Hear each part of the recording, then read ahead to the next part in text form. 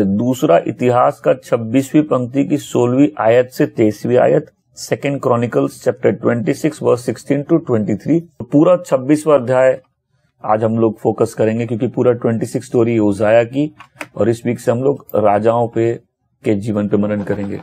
मैं 16वीं पंक्ति से पढ़ना चालू कर रहा हूं। किंतु जब उज्जाया शक्तिशाली हो गया, उसके घमंड ने उसे नष्ट किया।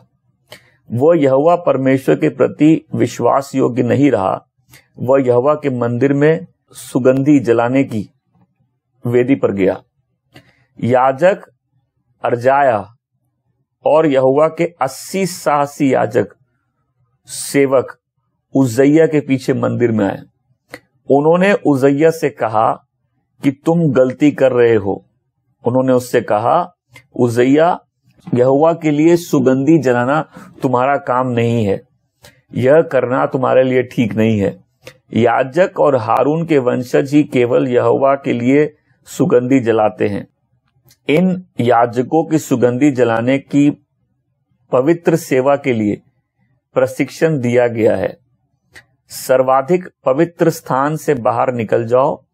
तुम विश्वास योग्य नहीं रहे। यहोवा परमेश्वर तुमको इसके लिए सम्मान नहीं देगा। किंतु उज्जाया, 19वीं पंक्ति, किंतु उज्जाया क्रोधित हुआ। उसके हाथ में सुगंधी जलाने के लिए एक कटोरा था। जिस समय उज्जाया याजकों से बहुत क्रोधित हुआ, उसी समय उसके माथे पर कोढ़ हो गया। यह याजकों के सामने यहोवा के मंदिर में सुगंधी जलाने की वेदी के पास हुआ। प्रमुख याजक अर्जया और सभी याजकों ने उज्जैया को देखा। वह उसके ललाट पर कोढ़ देख सकते थे। याजकों ने शीघ्रता से उज्जैया को मंदिर से बाहर ले जाने को विवश किया। उज्जैया ने स्वयं शीघ्रता की, क्योंकि यहोवा ने उसको दंड दे दिया था। राजा उज्जैया मृत्यु पर्यंत कोढ़ी था। वह यहोवा के मंदिर में प्रवेश नहीं कर सकता था। उज्जैया का पुत्र योताम ने राजमहल को व्यवस्थित रखा और लोगों का प्रशासक बना। उज्जैया ने आरंभ से लेकर अंत तक जो कुछ भी किया, ये यशाया नबी द्वारा लिखा गया। यशाया का पिता आमोस था। युज्जाया मरा और अपने पूर्वजों के समान दफनाया गया। युज्जाया को राजा ने कब्रिस्तान के पास मैदान में दफनाया गया, क्योंकि लोगों ने कहा, उज्जैया को कोढ़ है। योताम उज्जैया के स्थान पर नया राजा हुआ। योताम युज्जाया का पुत्र था। आमीन। कभी कुछ सीखना है तो ऐसे लोगों के जीवन से सीखो जिनको प्रभु ने इस्तेमाल किया। आमीन। और क्या सीखो? ये मत देखो उन्होंने सही क्या किया, हमेशा ये देखो उन्होंने गलती क्या की। कभी भी सीखना है, ग्रेट लाइफ्स की स्टोरी निकालो, परमेश्वर के सेवकों की स्टोरी निकालो, ऐसी लाइफ जो मैं परमेश्वर की महिमा के पात्र थे, और उसमें क्या सीखो? ये देखो कि ऐसे लोगों को परमेश्वर ने कैसे इस्तेमाल किया। शमूएल की दोनों किताबें, राजाओं की दोनों किताबें और इतिहास की दोनों किताबें, ये इजराइल में राजाओं की कहानी है। इजराइल और यहूदा में जो शुरुआत होती है पहले शाऊल से, उसके बाद प्रभु का चुना हुआ दाऊद, दाऊद का बेटा सुलेमान, और सुलेमान के बाद जब राज्य दो हिस्सों में बढ़ जाता है, इजराइल और यहूदा दो हिस्से में बढ़ता है, और दोनों में राजा थे, उनकी कहानियां। तो मेरी कोशिश रहेगी कि हर हफ्ते हम लोग इन राजाओं की कहानी करें। डन। हमने पहला शमूएल और दूसरा शमूएल लगभग कंप्लीट किया है जुनून सीरीज में। ओके, अब हम लोग पहला राजा, दूसरा राजा, पहला इतिहास, दूसरा इतिहास, इसको कंप्लीट करने की कोशिश करेंगे। तो देखते कैसे अगुवाई होती, बट कोशिश रहेगी हर हफ्ते हम लोग राजाओं के जीवन पर मनन करेंगे, लाइफ स्टोरीज पर मनन करेंगे। आमीन। एक कुत्ते की आत्मकथा, एक बिल्ली की आत्मकथा, एक पत्थर की आत्मकथा, एक नदी की आत्मकथा, इससे बहुत बेहतर है किसी जीवन की कथा। बिकॉज जो जीवित व्यक्ति है उसके लाइफ के अनुभव होंगे उसके अच्छे काम होंगे, उसकी गलतियां होंगी। मैंने व्यक्तिगत रूप में कई साल लोगों की लाइफ जब पढ़ने की कोशिश की, उसमें सिर्फ देखा कि गलतियां क्या की उन्होंने, क्योंकि मेरे को मालूम था प्रभु इस्तेमाल तो बहुत करेंगे, और हम लोग सबके सबसे बड़ा दुश्मन कौन है? हम लोग खुद। तो ये जानना बहुत जरूरी है कि हमसे जो पहले चलो उन्होंने गलतियां क्या की, क्योंकि कई ऐसे प्रभु के दास हैं जिनको प्रभु ने बहुत इस्तेमाल किया, लेकिन फिर उन्होंने गलती की। 3 प्रकार के लोग होते हैं। पहला वो जो गलती करता है और सीख जाता है, ये सामान्य व्यक्ति है। दूसरा वो जो दूसरे गलती करते हैं उसको देख के सीख जाता है, ये बुद्धिमान व्यक्ति है। तीसरा वो जो गलती करता है और कभी नहीं सीखता है, ये मूर्ख व्यक्ति है। हम लोग कौन से बनना चाहेंगे? अगर आप सामान्य व्यक्ति बनना चाहेंगे तो आप गलती करिए और आप सीख सकते हैं। अगर आप समझदार व्यक्ति बनना चाहते हैं तो दूसरों की गलती से सीख लीजिए। आमीन। वो वार्निंग्स भी हमारे बेहतरी के लिए, हमको सिखाने के लिए। आमीन। तो सीखना है तो जीवन की कहानी से सीखो। आमीन। नहीं गिरना है तो दूसरे जहां गिरे वहां से सीखो। तीसरी बात, जीवन को परमेश्वर के लेंस से देखो, उसके चश्मे से देखो। परमेश्वर चश्मा नहीं पहनते, उनकी आंखें एकदम परफेक्ट है, 20/20 साइट है। इनफैक्ट हमने बुधवार को क्या देखा कि अंधेरे में भी तुझे ऐसे दिखता है जैसे रोशनी है, और जिन्होंने यीशु को देखा उन्होंने देखा उसकी आंखें सूर्य से भी ज्यादा उज्जवल है। तो परमेश्वर की आई साइट बिल्कुल ठीक है, लेकिन जीवन देखना है तो परमेश्वर के चश्मे से देखो, तब जीवन का मतलब समझ में आएगा। पूरी बाइबल उठा के हम लोग जब पढ़ते हैं, एक चीज, एक मुख्य थीम है पर्पस, योजना।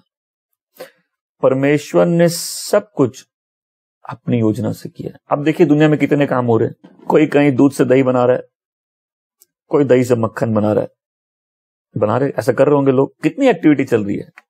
कोई क्रिकेट खेल रहा है, बीच में आईपीएल चल रहा था, कहीं अभी फुटबॉल चल रहा है, कई लोग बाहर में बैठ के फुटबॉल देख रहे हैं, कोई अभी मूवी गया होगा, कोई नेता कुछ प्लानिंग कर रहा है। जब इतनी सारी चीजें लाइफ में हो रही है, आपको समझना होगा परमेश्वर किस चीज में रुचि रखते हैं।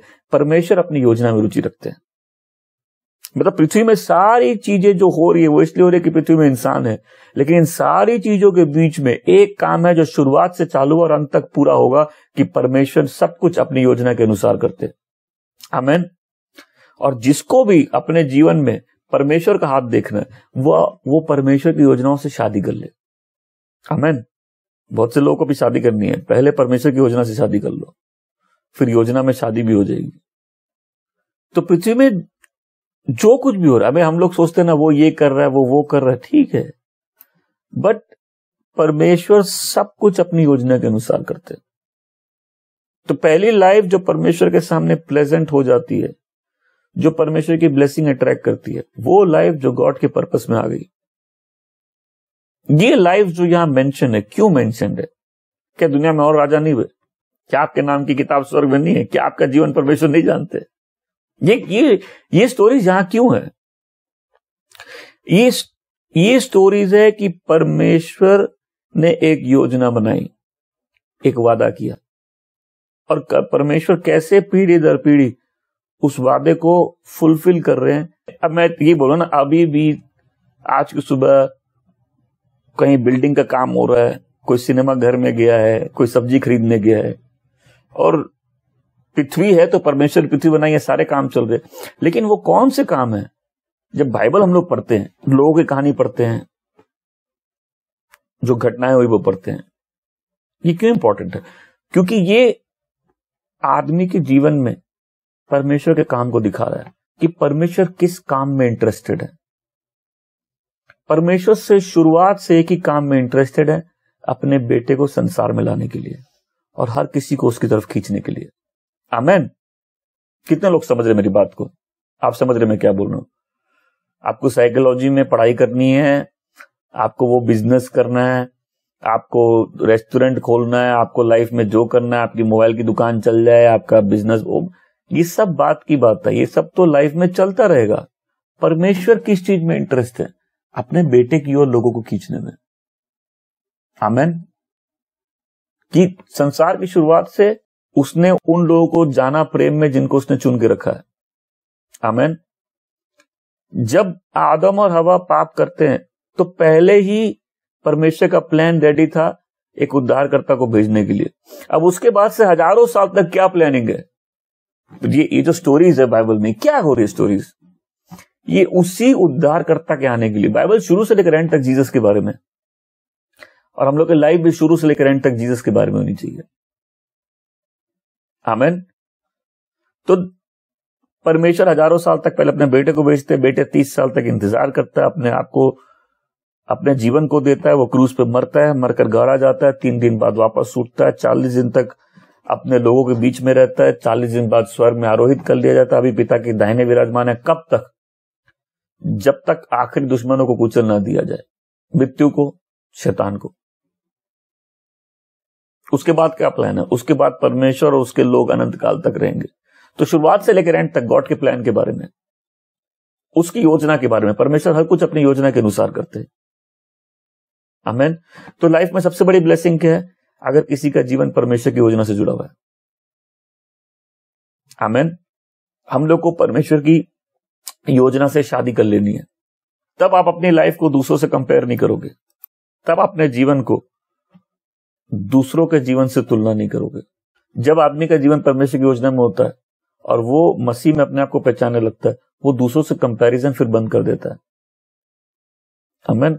और फिर अपने जीवन में परमेश्वर की जो इच्छा है, योजना है, उसके पीछे चलने लग जाता है। तो मैं ये सारी बातें इसलिए आज बोल रहा हूं क्योंकि हम लोग जब एक सीरीज में जा रहे हैं, तो सीरीज में क्या मुख्य बातें हैं जो हम लोग को फोकस करनी है? जीवन की कहानियां।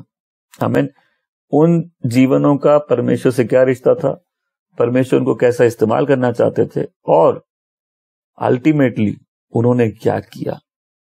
आइए योसाया की कहानी में जाते। ये जवान था जब ये राजा बना, और अगर 5वीं पंक्ति पढ़ेंगे तो लिखा है, जकरिया के दिनों में जो परमेश्वर के दर्शन के विषय में समझ रखता था, वह परमेश्वर की खोज में लगा रहता था, और जब तक वो यहोवा की खोज में लगा रहा, तब तक परमेश्वर ने उसको सफलता दी।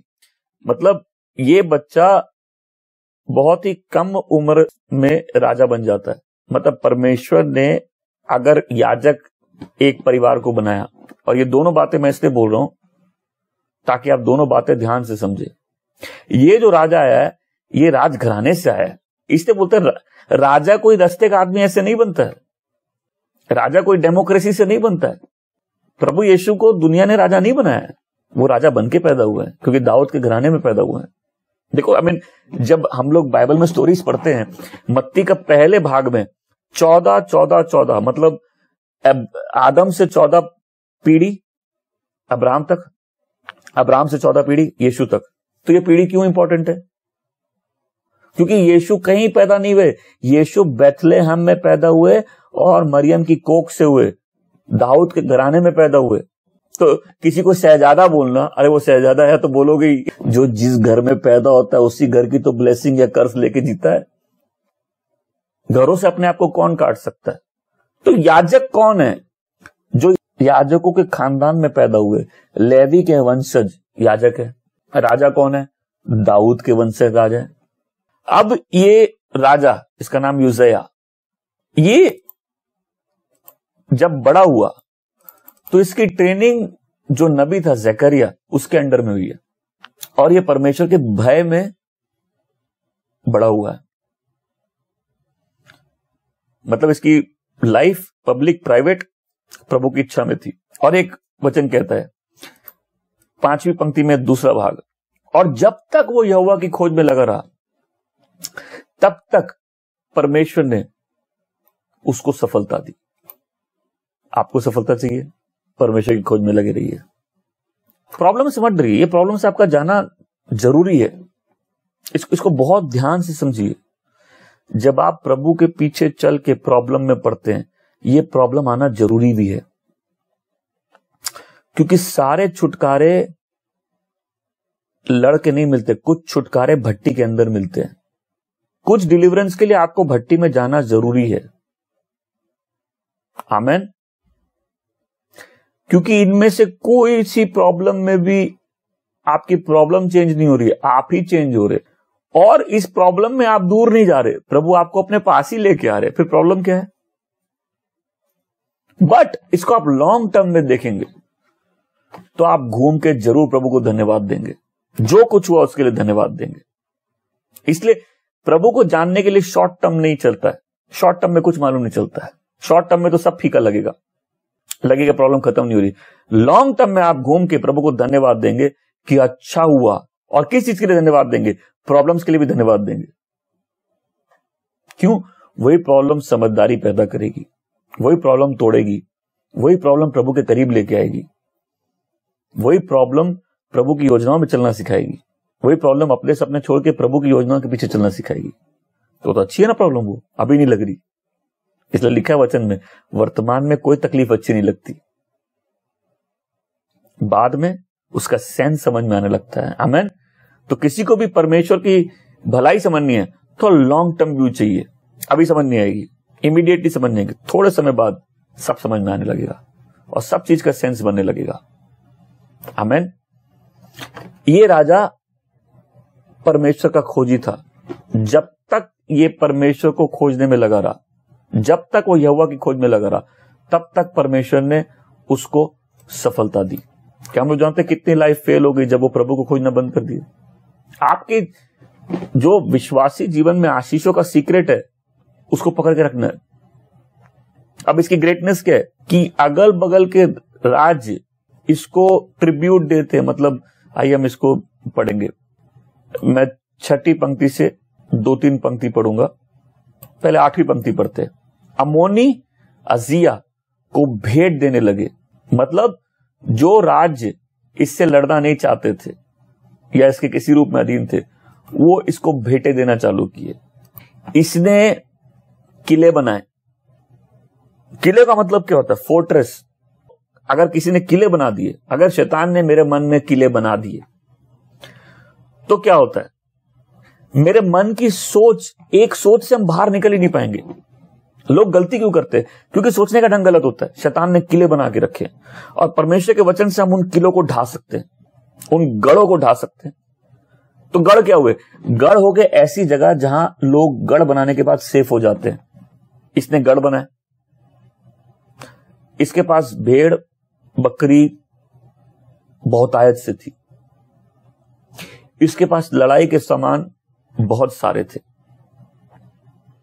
फिलिस्ती, अरेबियन और म्यूनाइट्स, इन तीनों लोगों को के विरुद्ध लड़ने के लिए परमेश्वर ने इनकी सहायता की। अरे भाई, दुश्मन है, ठीक है, दुश्मन से लड़ने के लिए अगर परमेश्वर साथ दे रहे हैं तो मतलब परमेश्वर तुम्हारे दुश्मनों का दुश्मन है। देखो, सोचो, जो तुम्हारा दुश्मन है उसने किससे दुश्मनी ली है? उससे लिए जो तुम्हारा दोस्त है। मेरे दोस्त का दुश्मन मेरा दुश्मन। फिलिस्ती इजराइल के विरोधी थे। परमेश्वर ने इसकी मदद की उनसे लड़ने के लिए। इसने गैत में, जैबरे में, एशदोद में अपने गढ़ बनाए। मतलब दुश्मन की जगह में भी इसने अपने गढ़ बना दिए। जो अमोरी थे वो इसको गिफ्ट्स लाने लगे। इसकी ख्याति, इसका वैभव, इसकी जो पूछ, इसके बारे में चर्चाएं मिस्र तक पहुंच गई। इसने यरूशलेम को भी अच्छे से गढ़ बना दिया, किला उसका भी स्ट्रांग कर दिया। इसने मीनारे बनाई। जो भेड़ बकरी है और जो भेड़ बकरी चराने वाले खुले में चराते थे उनको बचाने के लिए इसके पास 3 लाख सैनिक थे। 2600 शूरवीर थे। मतलब इन सैनिकों के जो ऊपर थे 2600 ऐसे लोग थे। इसकी आर्मी वेल डिसिप्लिन थी, अच्छे से ऑर्गेनाइज्ड आर्मी थी।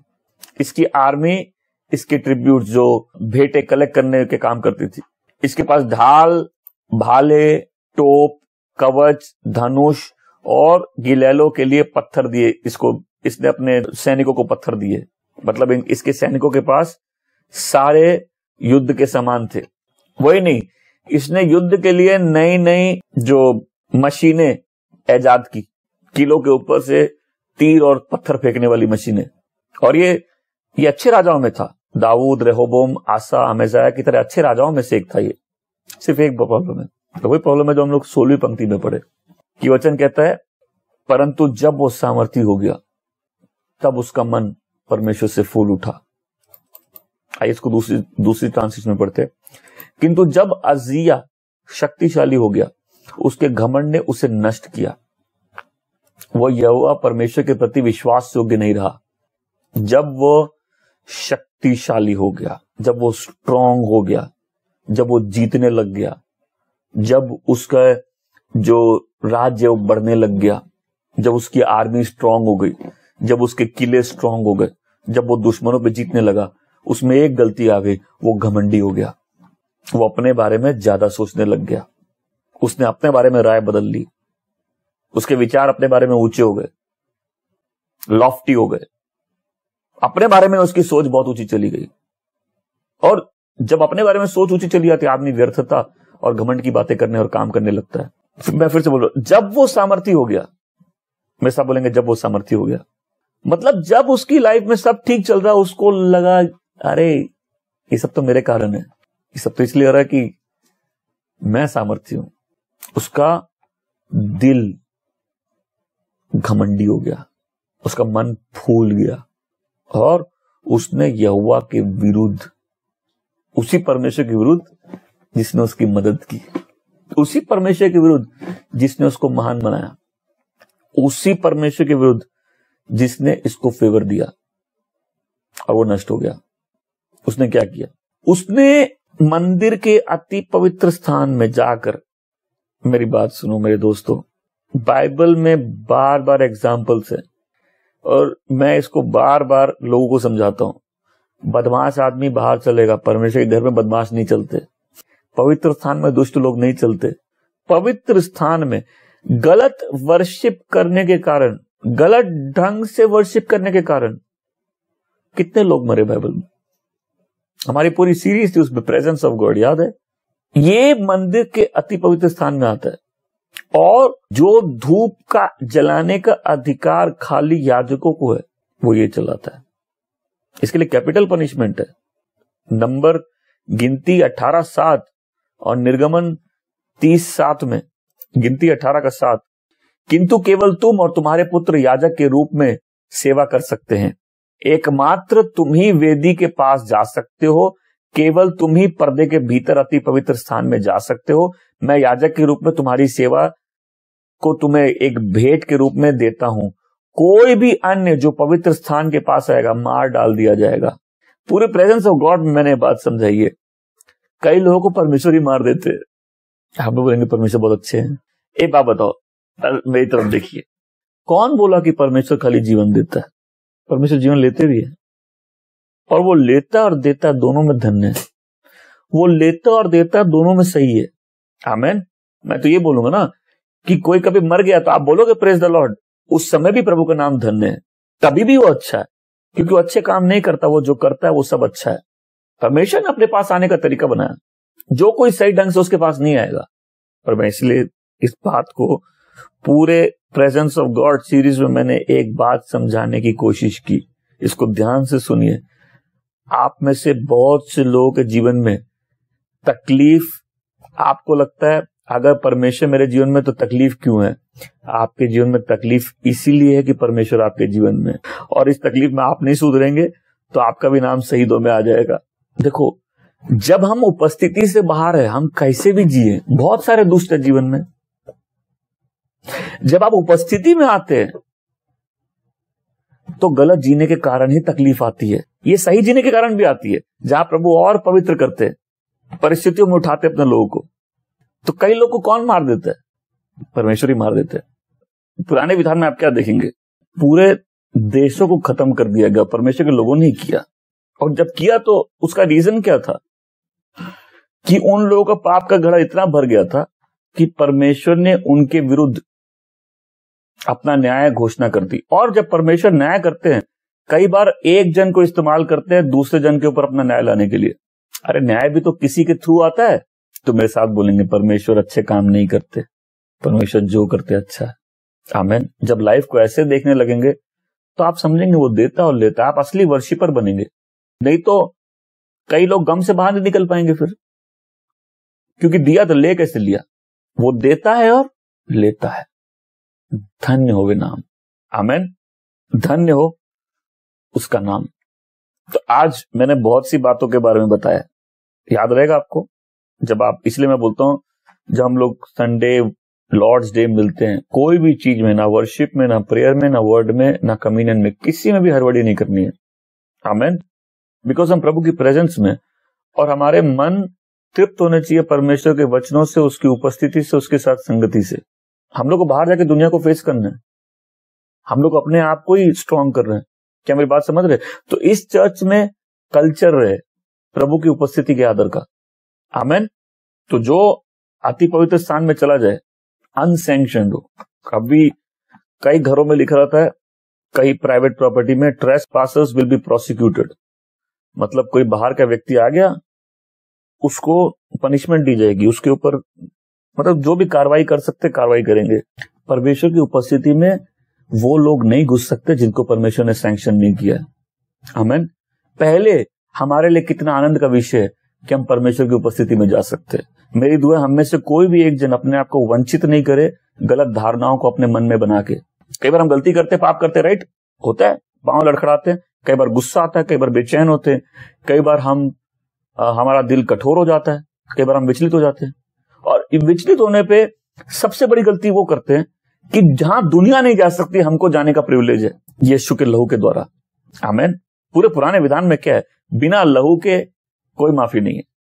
और भेड़ बकरियों के लहू तो हर बार हर साल उनको लेके जाना पड़ता था। यीशु के लहू के द्वारा परमेश्वर सेटिस्फाइड है। आमीन। तो मेरी दुआ हम कभी भी अपने आप को उस प्रेजेंस से अलग नहीं करते जिस प्रेजेंस में परमेश्वर ने हमको आने मना नहीं किया, जब तक तुम्हारे पास यीशु का लहू है। आमीन। जब तक तुमको मालूम है कि पिता के पास एक नाम से, एक लहू से आया जा सकता है। अब मेरी बात समझिए, वर्शिप एक प्रिविलेज है, वर्शिप एक खतरनाक चीज भी है, क्योंकि गलत वर्शिप ने लोगों की जान ली है। कई लोग इसलिए मरते हैं क्योंकि वो उस मिनिस्ट्री में जो परमेश्वर ने उनको दी नहीं है। और ऐसी टेस्टिमनीज है प्रॉफिट्स की, जिन्होंने जाके वार्निंग दी है लोगों को कि इस मिनिस्ट्री से बाहर आ जाओ, ये तुमको परमेश्वर ने जगह नहीं दी है। मिनिस्ट्री कोई छोटी चीज नहीं है, ये एम्बिशन की चीज नहीं हम भी बनेंगे। ये सम्मान अपने ऊपर कोई नहीं लेता, परमेश्वर उनको देते हैं। आमीन। क्या मेरी बात समझ रहे हैं? हम सब परमेश्वर के आराधक और सेवक है, क्योंकि हम सब उसके याजक भी हैं। लेकिन कुछ लोगों को उसने नियुक्त किया अपनी सेवा करने के लिए। आमीन। तो हमको ये देखना है, जो ग्राउंड हमको परमेश्वर ने दिया है वो अधिकार है।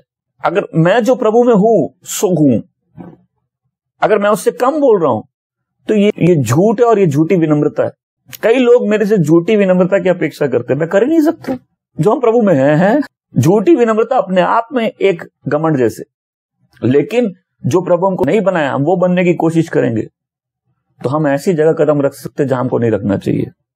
जब इसका मन फूल गया, इसको लगा कि हम याजक का भी काम कर सकते हैं, लेकिन ये सैंक्शन नहीं था। देखिए, आप नए विधान में यीशु के लहू के द्वारा हम और आप पिता परमेश्वर के पास आ सकते हैं, उसकी पवित्र उपस्थिति में आ सकते हैं। आमीन। यीशु क्रूस पर मरे तो पर्दा फट गया था। क्यों?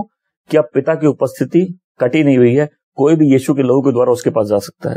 आमीन। मैं कॉन्टेक्स्ट यहां पहले तो इस स्टोरी में कॉन्टेक्स्ट समझ। जब आदमी घमंड करता है, क्या करता है? आदमी घमंड करता है तो अपनी मर्यादा का उल्लंघन कर देता है। देखो, जब घमंडी आदमी होता है वो क्या करता है? अपने माँ बाप से लड़ना चालू कर देगा। और ये क्या है? ये मर्यादा का उल्लंघन है कि बच्चा जितना भी स्ट्रांग हो जाए उसकी मर्यादा है। राजा जितना भी स्ट्रांग हो जाए उसकी मर्यादा है। प्रभु का दास जितना भी स्ट्रांग हो जाए उसकी मर्यादा है। कुछ ऐसी जगह जहां वो स्टेप नहीं कर सकता और उसको लगा हम तो राजा है। देखो वचन कितना, 16वीं पंक्ति में अपनी बाइबल में मार्क कर लीजिए। 16वीं पंक्ति को आप मार्क करके गोल बना लीजिए, लाइफ लेसन है। और जब यहां बैठे कितने लोग गवाही दे सकते हैं कि हम लोग की लाइफ में जब हम सबसे ऊंचे थे वहीं से गिरना चालू हुए। क्योंकि जब सबसे ऊंचे आते हैं हमको लगता है हम गिर नहीं सकते, उसी दिन से पतन चालू हो जाता है। देखिए, लाइफ में एक स्टेज आता है कि हम लोग को लगता है कुछ गलत कर ही नहीं सकते। लगता है ऐसा होता है, सब काम ठीक चल रहे होता है ना ऐसे, फिर आदमी को लगता है हम कुछ गलत कर ही नहीं सकते, और उसी दिन से पहली गलती चालू हो जाती है कि उसको लगता है वो कुछ गलत नहीं कर सकता है। तो कई लोगों का पतन वहीं से चालू हुआ, क्योंकि जैसे इस वचन में लिखा है कि जब वो सामर्थी हो गया, जब वो सक्सेसफुल हो गया, जब वो ब्लेस्ड हो गया, तो उसका मन घमंड से फूल गया। और उसने क्या किया? अब ये जो मंदिर में चला जाना ये गलती नहीं है ना, उसको तो मालूम है ये उस नहीं जा सकता, उसको मालूम है प्रीस्ट का फंक्शन है।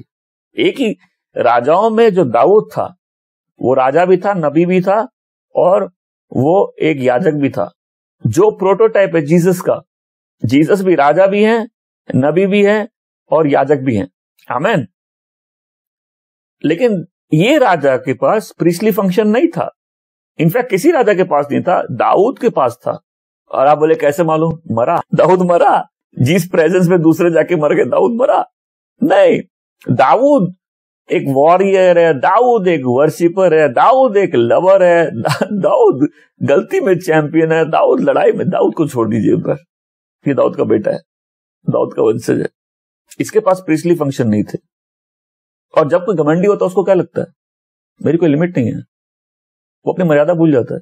और ये जहां खड़ा है, इसने इतना बड़ा पाप किया है कि 80 याजक महायाजक के साथ तुरंत उसके पास आते हैं और उसको तुरंत बोलते हैं यहां से निकल जाओ। ये प्रिजम्पशन है। प्रिजम्पशन एक पाप है जिसकी व्याख्या भजन संहिता में है, ठिठाई। अब हिंदी में ये शब्द लिखा है ठिठाई के काम। कितने लोग ये शब्द सुने पहले, ठिठाई? हम तो कोई बचपन से आज तक ये नहीं सुने थे। भजन संहिता 19:13 में, तूने अपने दास को ठिठाई के पापों से बचाए रख, वह मुझ पर प्रभुता ना करे। प्रिजम्पशन, ठिठाई के पाप। तो आप बोलेंगे छोटी सी बात है, यही तो हम लोग सोचते जब हम लोग पढ़ते हैं कि और वो ऊजा था जिसने परमेश्वर की संदूक जिस बैलगाड़ी में थी सिर्फ उसको छू दिया और वो वहीं मर गया। छोटी बात नहीं है। मैं चाहता हूं आज वापस इस बात पर मनन करिए। लाइफ में कुछ प्रॉब्लम्स तभी है क्योंकि हम प्रभु की उपस्थिति में, और प्रभु का बच्चा जब प्रभु की उपस्थिति में आता है वो अपने हिसाब से नहीं जी सकता है। इसलिए जब तक आप चर्च में अपनी प्रॉब्लम के ठीक करने के लिए, चंगाई के लिए आते हैं तब तक सब ठीक है। जिस दिन आप परमेश्वर के बच्चे बन जाते हैं, इस प्रॉब्लम में कठोर व्यक्ति और इस प्रॉब्लम में गलत व्यक्ति को बहुत मुश्किल होगी। यहां 80 याजक उस महायाजक के साथ आके बोलते तुरंत मंदिर छोड़ के निकलो, तुरंत इस पवित्र स्थान से निकलो। और ये क्या कर रहा है? मंदिर में धूप जला रहा है। मतलब जो परमेश्वर ने सेवा के तरीके दिए मंदिर में, उसका उल्लंघन करते हुए। वो सेवा का तरीका किसका है? याजक का। और मैंने आज शुरू में एक बात बताई थी, राजा का बेटा राजा, याजक का बेटा।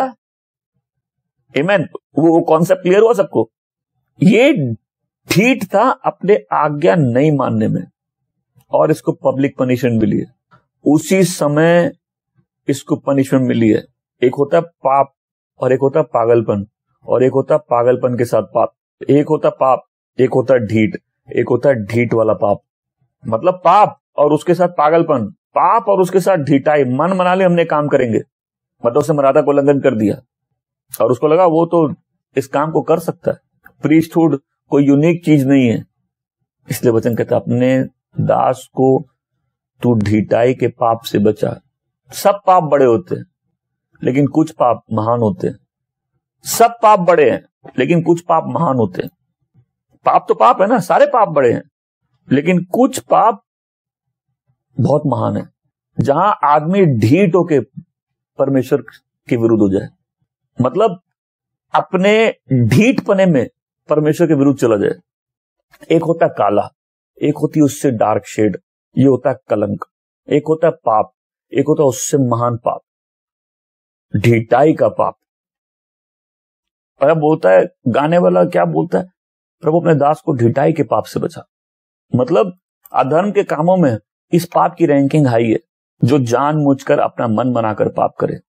तो ये कौन सा पाप है? ये वो पाप है जो मन बनाकर किया गया। कब मन बनाया? जब हमको सही मालूम है। ये अनजान में पाप नहीं है, ये ढीठाई का पाप है।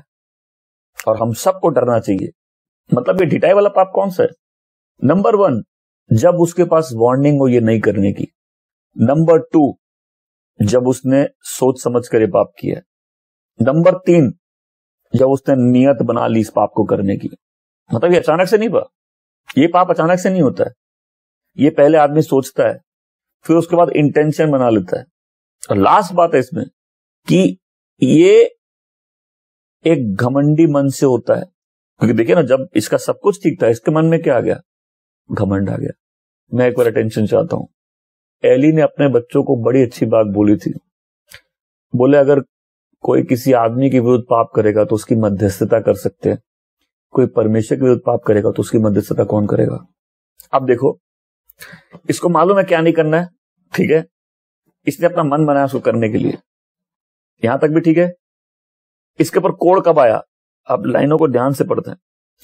इसको मालूम है क्या करना है नहीं करना है, इसने अपना मन बनाया उसको करने के लिए। ये मंदिर में अति पवित्र स्थान तक चला गया, क्योंकि उसके बाद ही पर्दा है, धूप के बाद ही पर्दा है। किसी को याद है वो टीचिंग जो मैंने दी थी याजक की तरह प्रार्थना, उसमें मैंने सिखाया था कम से कम 1 घंटा आप ऐसी प्रेयर कर सकते। कितने लोग वैसे प्रेयर करते हैं उस ढंग से। आमीन। वो अति पवित्र स्थान के बगल में खड़ा है, पर्दे के बगल में, धूप के उसके सामने, वहां तक चला गया। उसके बाद वो धूप जला रहे, वहां एक बार पहले वहां तक रुकिए, अभी तक कोड़ नहीं आया। 80 याजक और महायाजक उसके पास आते हैं और उसको बोलते हैं तुरंत ये उल्लंघन है मर्यादा का, यहां से निकलो। और उसको गुस्सा आता है, और जैसे ही उसको गुस्सा आता है उसी समय उसके सिर पे कोड़ आ जाता है। उसी समय परमेश्वर उसको उस बीमारी से मारते हैं। और अब वो उसको निकालना चाहते हैं, लेकिन ये भी हड़बड़ी में भागना चाहता है। But now it is too late, अब देरी हो चुकी है। मैं फिर से बोलता हूं, जब आदमी अपने आप को कुछ समझने लगता है तो फिर वो बहुत सारी मर्यादाओं का उल्लंघन करता है, क्योंकि उसकी अपने बारे में राय बदल जाती है। ऐसा व्यक्ति अगर काबिल होगा तो उसको अपनी काबिलियत पे फक्र होने लगेगा। यदि उसके पास पैसे होंगे उसको लगता है उसने कमाया है, यदि उसके पास शोहरत होगी उसको लगता है वो उसके लायक है, और फिर उसको लगता है वो आगे और बढ़ सकता है, वो कुछ भी कर सकता है। ढिठाई का पाप वो पाप है जो तुमको मालूम है नहीं करना है और तुमने गलती से नहीं पूरा मन बना के किया, ठीक है, वार्निंग होने के बाद किया। और हम लोग उस 16वीं पंक्ति के बाद जो पंक्ति है 18वीं पंक्ति, उन्होंने उजिया से कहा कि तुम गलती कर रहे हो। उन्होंने उससे कहा यहोवा कि ये धूप जलाना तुम्हारा काम नहीं है, ये करना तुम्हारे लिए ठीक नहीं है। याजक और हारून के वंशज ही केवल यहोवा के लिए धूप जलाते हैं। इन याजकों को धूप जलाने की पवित्र सेवा के लिए प्रशिक्षण दिया गया है। सर्वाधिक पवित्र स्थान के बाहर से निकल जाओ, तुम विश्वास योग्य नहीं रहे, यहोवा परमेश्वर तुमको इसके लिए सम्मान नहीं देगा। अगली पंक्ति 19वीं पंक्ति, किंतु उज्जिया क्रोधित हुआ और उसके हाथ में धूप जलाने वाला कटोरा था। जिस समय उज्जिया याजकों पर बहुत क्रोधित हुआ था, उसी समय उसके माथे पे कोड़ हो गया। हमारी दुआ नीचे प्रभु आपके सामने हमारा दिल विनम्र हो। आमीन। कि सोचिए अगर हम कोई पाप कर रहे हैं, ठीक है, और अब इसमें एक फर्क दिखाता हूं, सुनिए। दाऊद जब पाप करता है तो उसके पास एक नबी आता है, नेथन, और वो दाऊद को एक पहेली सुनाता है कि एक आदमी था, उसके पास बहुत सारी भेड़ें थी। दाऊद के पास बहुत सारी बीवी ऑलरेडी थी, और एक गरीब आदमी था, उसके पास एक ही भेड़ थी। तो ये पहला आदमी उससे भेड़ ले लेता है और उसकी भेड़ को वो शायद मार देता है। तो दाऊद गुस्से में बोलता है जिसने भी ऐसा किया उसको 4 गुना उसको उस पर सजा आएगी। तो एक्चुअली वो सजा दाऊद पे 4 गुना है, वो अपने ऊपर ही सजा बोला है। लेकिन नेथन बोलता है वो आदमी तुम हो। और दाऊद क्यों एक ऐसा जबरदस्त आदमी है कि पाप में भी वो पैशनेट नहीं था, अपने पश्चाताप में भी पैशनेट था वो, कि जैसे ही दाऊद सुनता है कि वो व्यक्ति वो है, उसका रिपेंटेंस परमेश्वर के सामने, जब दाऊद कर रहा होगा उसको भी तो मालूम था गलत काम है, लेकिन जब वो सुनता है उसका रिपेंटेंस कैसा था। अब वही साउल है, परमेश्वर साउल को बोलते हैं कि अमालेकियों को खत्म कर दो। मेरे साथ बोलो खत्म कर दो। हम लोग बाइबल में इन स्टोरी से डरते हैं। उसमें था बड़ों को, बच्चों को, बकरियों को, भेड़ों को राजा को सबको खत्म कर दो। आपके अंदर का ह्यूमन राइट एक्टिविस्ट जाग जाए कि ये परमेश्वर बहुत क्रूर परमेश्वर है, लेकिन बाइबल में परमेश्वर की डेफिनेशन परमेश्वर की है, वो देता है और वो लेता है। अमालेकियों पे ये सजा क्यों थी? क्योंकि वो परमेश्वर के दुश्मन थे, उनके पाप का वो घड़ा भरा हुआ था, और इजराइल इस्तेमाल किया गया गॉड का एक जजमेंट एग्जीक्यूट करने के लिए। इसलिए मैं लोगों को बोलता हूं परमेश्वर से जरा अच्छे मत बनो, और बाइबल पढ़ो तो पूरी पढ़ो। तुम्हारा ह्यूमन राइट एक्टिविस्ट अंदर वहीं मर जाएगा। अपना ह्यूमन राइट्स अपने पास रखो। सबसे बड़ा राइट परमेश्वर का, देने का और लेने का। इसलिए जब तक जिंदा हो परमेश्वर को धन्यवाद दो कि तुम जीवित हो और उसने तुम पे कृपा की है। आमीन। शाऊल राजा को छोड़ देता है और भेड़ों को छोड़ देता है। बाय द वे शमूएल बहुत प्यार करता था शाऊल से, क्योंकि परमेश्वर के ठुकराने के बाद भी वो प्रेयर कर रहा था। और जब प्रेयर करता प्रभु बोलते हैं तुम क्यों प्रेयर कर, हम उसको ठुकरा चुके हैं, उसके ऊपर अब और मत रो। मेरी दुआ है हम लोग में से कोई भी कभी भी उस स्थान में नहीं आएगा जहां परमेश्वर बोले हम ऑलरेडी उसको रिजेक्ट कर चुके हैं। तो जब शमूएल शाऊल को उसका पाप बताता है तो शाऊल क्या बोलता है, ठीक है अब लोगों के लिए मेरे साथ बैठ जाओ थोड़ी देर। तो यहां दाऊद कैसे रिपेंट करता है? दाऊद का दिल टूट जाता है। आप भजन संहिता 50-51 पढ़ो, तेरे विरोध में मैंने पाप किया, मैं तो जन्म का पापी खुदा मेरे, अपनी रहमत से मुझको तू साफ कर। हमने वो गाना गाया राइट। उसका दिल कैसे टूट जाता है जब नबी बोलता है। शाऊल क्या करता है? शाऊल लोगों के लिए अभी भी चीजों को वैसे बना के रखना चाहता है। इसको मालूम है नहीं जाना है, इसने अपना मन बनाया जाने के लिए, ये पवित्र स्थान में गया, इसने हाथ में धूप लिया, इसको याजक आया मना करने, और ये उन पर बहुत जोर से क्रोधित होता है। ये इसकी घमंड का चरम था। और जैसे ही क्रोधित होता है इसके सिर पर कोड़ आ जाता है, और उसी समय महायाजक उसको बाहर भगाते हैं और वो खुद भी हड़बड़ी में वहां से भागता है। और उसका रिजल्ट क्या होता है? ये आदमी एक कोड़ी बन जाता है, और जो इजराइल में कोड़ी है वो अलग रहता है। अगर कोई कैंप में कोड़ी है, कैंप से बाहर रहेगा, दूसरों के साथ नहीं रह सकता। इसका मतलब है फेलोशिप से कट ऑफ।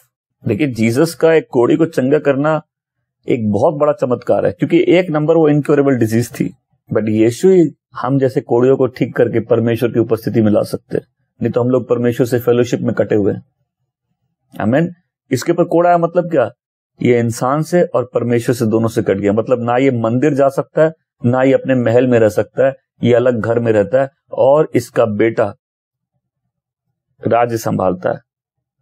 ये आदमी जब दफनाया जाता है, ये जहां इसके बाप दादा दफनाए गए थे उसके बगल में मैदान में दफनाया जाता है। क्यों? क्योंकि वो कहते थे यह कोड़ी है। क्या हम भी प्रार्थना करेंगे कि प्रभु हमें ढिठाई के पाप से बचा।